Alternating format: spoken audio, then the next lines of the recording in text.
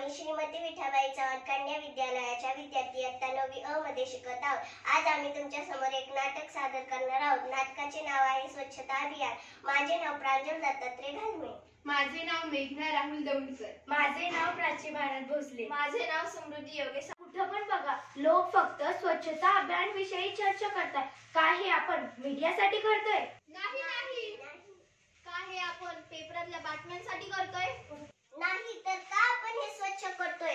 हा मित्रांनो, हे आपण आपल्या शहरासाठी, आपल्या देशासाठी करतोय। स्वच्छता करणं हे एक दिवसाचं काम नाही, तर दररोज करायचं कर्तव्य आहे। चला तर आम्ही तुम्हाला एक रियालिटी दाखवू। या बोर्डवर लिहिले आहे की येथे पान खाऊन थुंकू नये। या बोर्डवर काय तर लिहिलेलं आहे, पण काय लिहिलेलं आहे? या बोर्डवर लिहिलेलं आहे थुंकायचं आहे। थुंकायचं आहे का? हिरव्या पानाची कमाल दिल्लीच्या प्रत्येक कोपऱ्यात लाल लाल। अरे, ही तर खूप सामान्य गोष्ट आहे। बाकीच्यांकडून तर काय अपेक्षा ठेवायची? तुम्हाला काय वाटतं, शिकलेले लोक देश स्वच्छ ठेवू शकतात का?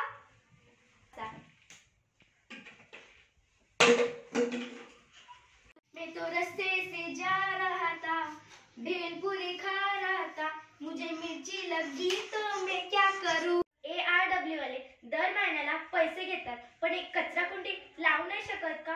जाऊ दे, मला कुठे फरक पडतो। तुम्ही दुसऱ्यांना बोलता, पण तुम्ही कधी स्वतःची चूक पाहिली आहे का? स्वतःचं वर्णन केलंय का?